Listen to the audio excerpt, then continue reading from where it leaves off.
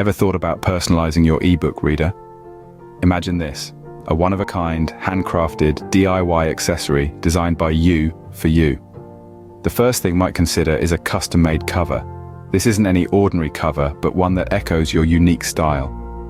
By using materials ranging from old book covers to fabric scraps, you can produce a design that's truly yours.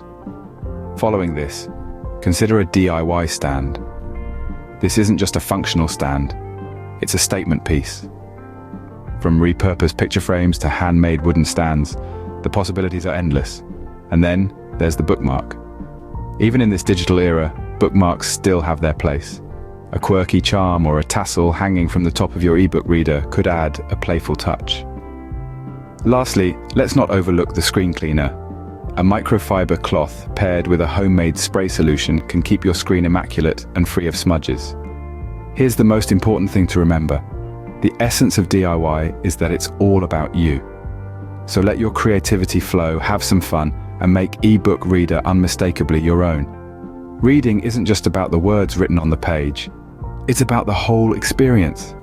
And with these DIY eBook Reader accessories, you can personalize your reading experience to your heart's desire.